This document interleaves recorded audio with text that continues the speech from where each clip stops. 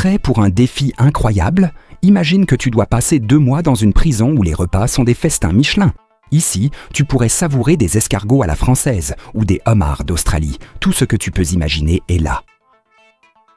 Un jour, notre héros aux cheveux frisés se réveille dans cette prison et à sa grande surprise, ce n'est pas du tout ce qu'il avait imaginé. En fait, il se retrouve au 48e étage, comme lui explique son colocataire qui semble bien plus au fait des choses. Tout est si déroutant pour lui. Alors, comment fait-il pour survivre? Le vieux l'encourage à manger un peu, car ici, c'est une seule fois par jour. Hésitant, notre héros choisit un joli petit pomme. Mais ce geste ne fait que rendre le vieux nostalgique. Comme il le dit, quoi qu'il arrive, quelqu'un va toujours manger. Un grand frisson parcourt alors la pièce, comme si la température montait. Les règles ici sont claires. Si tu ne manges pas, tu risques de finir mal.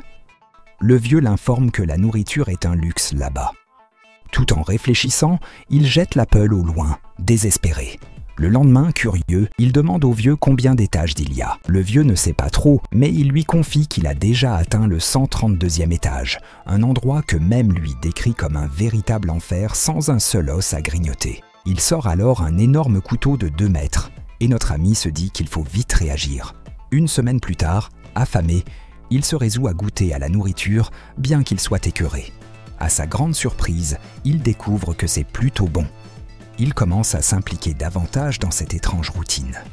Un jour, une femme descend lentement sur la plateforme et il se demande si elle a besoin d'aide. Mais elle se contente de le regarder.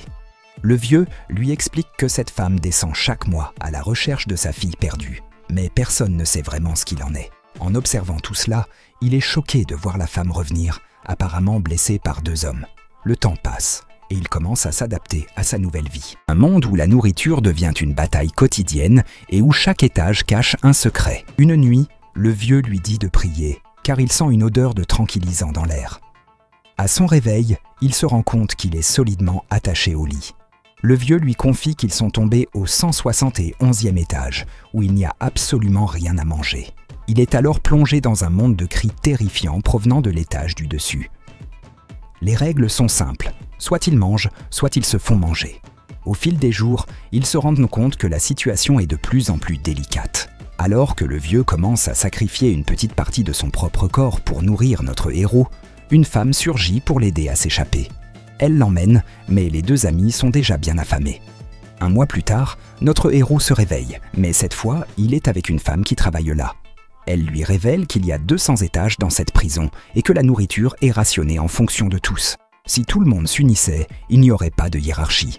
Elle propose d'organiser un système de répartition, mais personne ne l'écoute. Imaginez-vous à la place de notre héros. Dans un monde brisé par l'égoïsme, une simple idée pourrait tout changer. Mais que vaut une voix face à la surdité collective? Elle s'accrochait à ses convictions, criant dans un vide assourdissant. Mais parfois, même les mots les plus puissants se perdent face à l'indifférence. Soudain, une plateforme descend lentement. Et un vieux monsieur commence à dévorer son repas avec un appétit incroyable, laissant notre ami bouche bée. Mais où est donc passé le menu Michelin? Ce n'est pas le repas rêvé qu'il avait espéré, mais plutôt des restes de nourriture qui lui donnent des frissons. En fait, il se rend compte que si chaque étage a 2 personnes, il y a déjà 94 assiettes de restes. Burk, que feriez-vous si votre survie dépendait de ce qui reste des autres? Chaque étage a ses propres règles, mais personne ne les connaît vraiment. Notre héros est peiné de voir l'indifférence des autres. Les jours passent, et il se rend compte qu'il doit faire des choix difficiles pour survivre. Lorsqu'il se réveille de nouveau, il est au 6e étage, avec un nouveau colocataire. Ensemble, ils rêvent de s'échapper, mais la réalité les rattrape, imaginant ce que serait la vie loin de ces murs oppressants. Chaque nuit, ils partagent leur plan. Une corde faite de draps déchirés, une plateforme détournée, un appel à l'unité des étages supérieurs. Leur imagination devient leur refuge, un endroit où, pour quelques instants, la cruauté de leur environnement disparaît. Peut-on vraiment échapper à une prison si elle vit aussi dans nos esprits? Alors que la plateforme continue de descendre, les gens en bas l'attrapent pour l'emmener avec eux. Lui, dans un élan désespéré, essaie de l'en empêcher, mais c'est trop tard. Finalement, après une série de rebondissements, ils atteignent le 333e étage où ils découvrent un enfant qui semble affamé. Ils décident de tout faire pour l'aider. Dans cette prison, il n'y a pas d'échappatoire. Ce n'est pas seulement un endroit fait de murs et de métal, c'est une mécanique implacable conçue pour broyer l'esprit et le corps. Ici, chaque instant est une lutte, chaque décision un dilemme moral. La fin de l'histoire nous présente deux scénarios.